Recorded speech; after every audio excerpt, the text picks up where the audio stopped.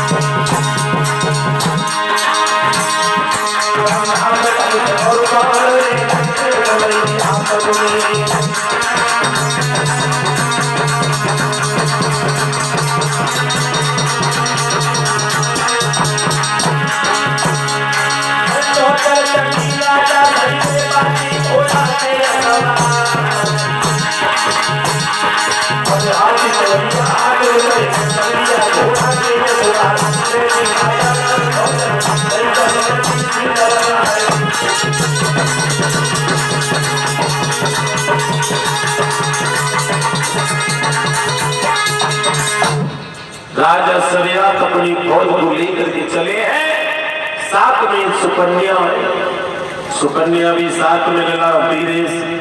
धीरे धीरे राजा शरियात जेठ की दोपहर राजा शरियात सुकन्या को समझ जाते हैं एक बात नहीं मानी और लेकिन जेठ की दोपहरी बल्ला राजा शरियात ने मनोविचार किया चमरसी की बगिया है उस बगिया में जाकर के विश्राम करे और लेकिन उस बगिया की दशा क्या थी।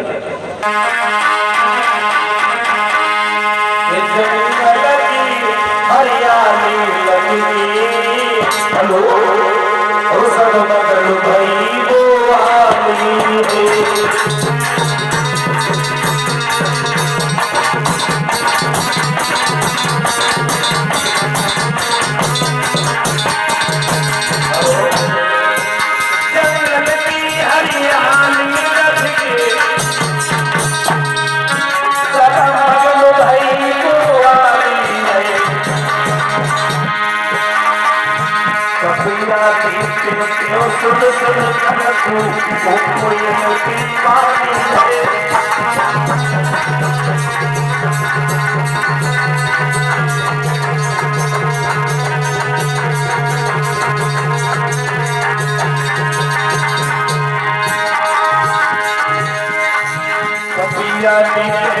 सुन करके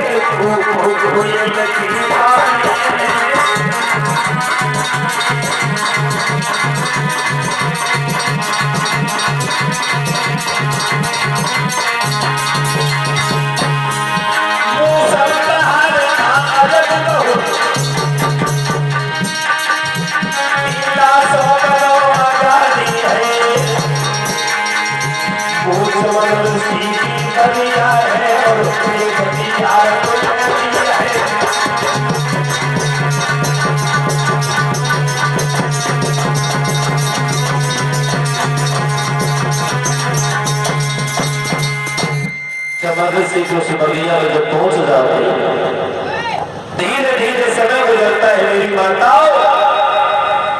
सिपाही बोला सिपाहियों को जब नींद आई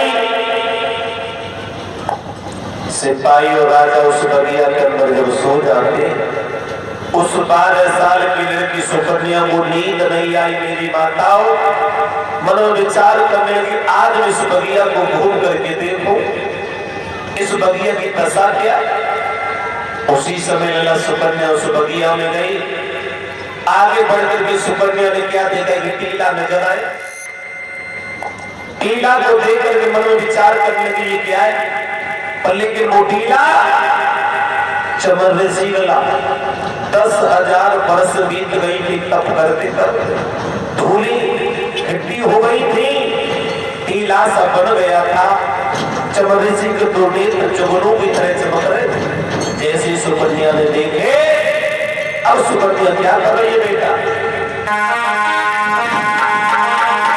अरे जब लकड़ी नहीं उठाई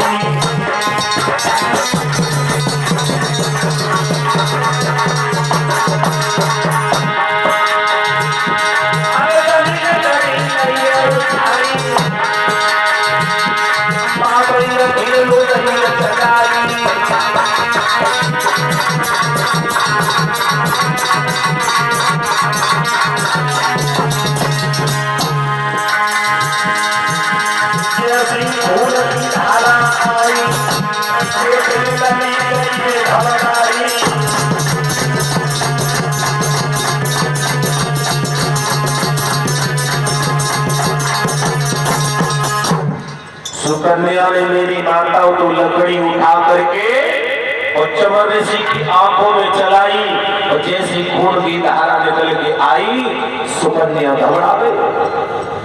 सुकन्या घबरा गई, भाग करके अपने पिता के पास में आकर के लेट गई। उसने आकर के किसी को ये नहीं बताया आज मेरे संत की आंखों को फोड़ दिया। धीरे धीरे समय गुजरता है। उधर सिपाहियों के जब पेट बढ़ने लगे, मलमूत्र छूटने लगे, अब सिपाही और राजा सरिया घबरा रहे।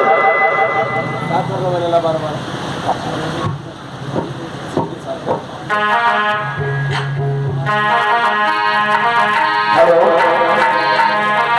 अरे पीछे से बढ़ने लगी अजवान नदी बढ़ी गई पेट बढ़ी सराई।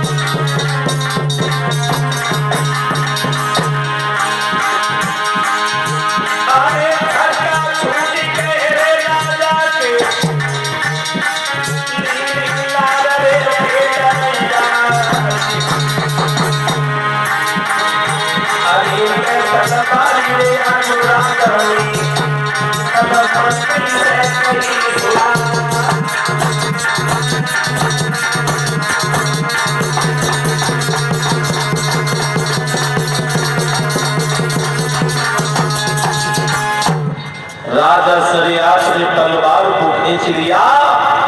कहा मंत्री आज इस बगिया में किसी को आज जीवित तो नहीं छोड़े। हाँ नाम है मैया, मेरा नाम है। गोविंद भगवान की। बैठ जाओ। बंदा कर लो करे। इधर श्री सुखदेव जी कहते हैं राजन परीक्षित राजा सरियात ने तलवार को खींच कर सिपाहियों को मारना चाहा। राजा सरियात कहने लगे पहले भी इस बगिया में आए थे, कभी कोई बात न हुई। जो इस बगिया में निरोगी आता था वो निरोग होकर के जाता। आज मेरे सिपाहियों ने कोई घात की है, आज मैं सिपाहियों को काट करके फेंकूंगा। कला उसी समय क्या हुआ, 12 साल की लड़की की कलेजा है, लेकिन हुआ हाथ जोड़ करके वो लड़की सुकन्या क्या बोली,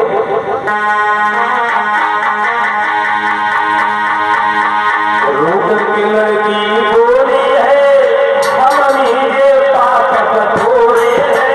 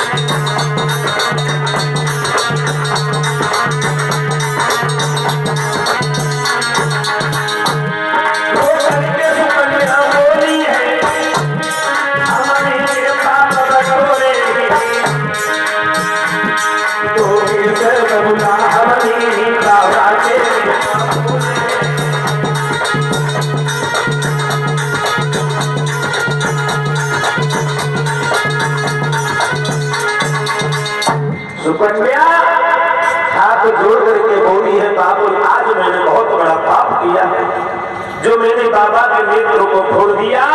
उसी समय राजा सरिया मेरी सुकन्या तूने अच्छा नहीं किया है तो मेरी बात सुन। अब राजा सरिया क्या बोले,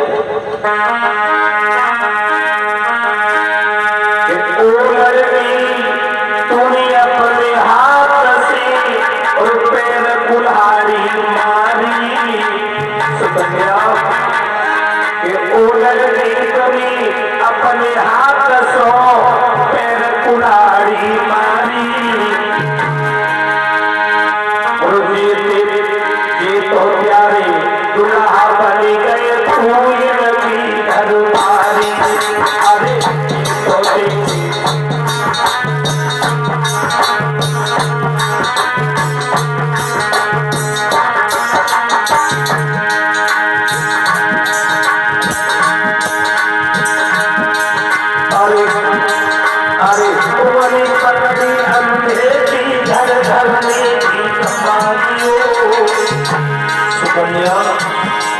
अरे कुंवरी पकड़ो अंधेरी घर घर में भी कमाइयो। और तुम कहियो ने कमाइयो गुरमती सताइयो।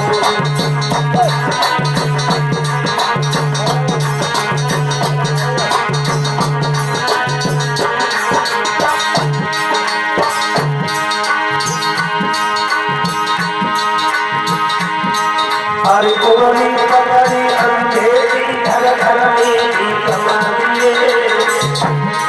और तू कहिए और किसे दबाइए किसको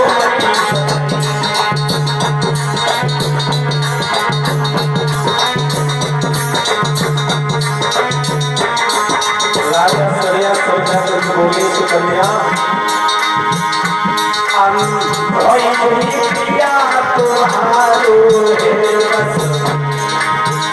बस इतना ही हो हमारो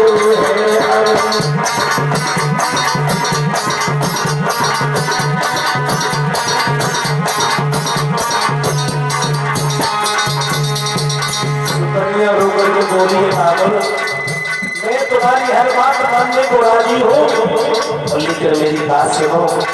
राजा सरिया बोले क्या कहना चाहती बताओ। तो सुकन्या रोकने के बाद बोली है पिताजी, वो क्या बोली है, अरे मेरी मैया जो सुनहरी बबुला,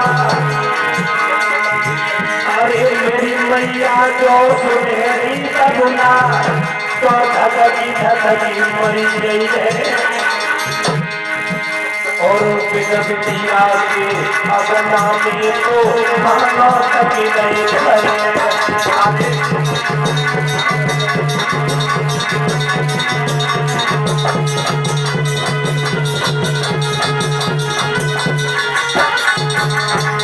सुकन्या रोकर के बोली है, बाबा मेरी मैया जो तुझे बबुला सारो हाल बताइयो। और बिटिया को बबुला तब भूल नहीं आए गइयो।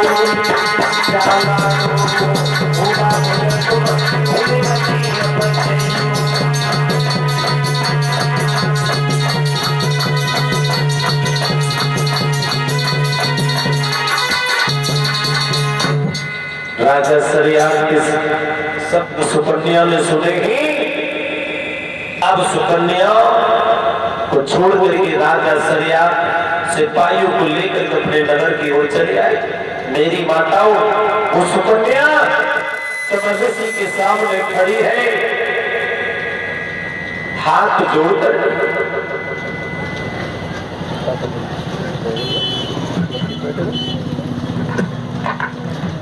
धीरे धीरे समय गुजरता, सुकन्या लेना वर्ष बीत रही है। 12 साल की आई थी और 14 साल और बिताए। सुकन्या ने मेरी माताओं शरीर के कपड़े गल गल के जमीन पर गिर गए। चमर ऋषि की लला समाधि खुली। चमर ऋषि ने जैसे अपने हाथों से मिट्टी को हटाया और चमर ऋषि की लला अंगुली जाके और सुकन्या के शरीर से टच हुई। कहने लगे तो कौन? सुकन्या कहने लगी पिया कोई अब आगे नहीं, तो शादी से पहले मैं तुम्हारे नेत्रों को फोड़ दिया। चमरसी कहने लगे मैं समझा नहीं क्या कहना चाहती हो। अब सुकन्या रोकने की बात बोली है।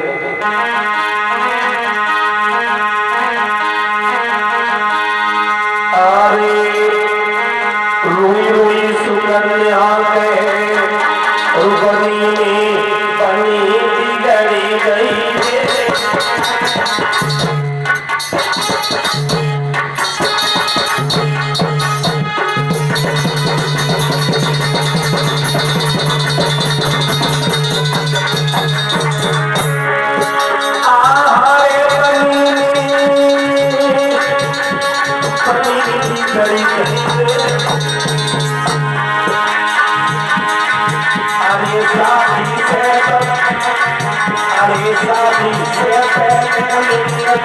तुम्हारी थोड़ी करेंगे।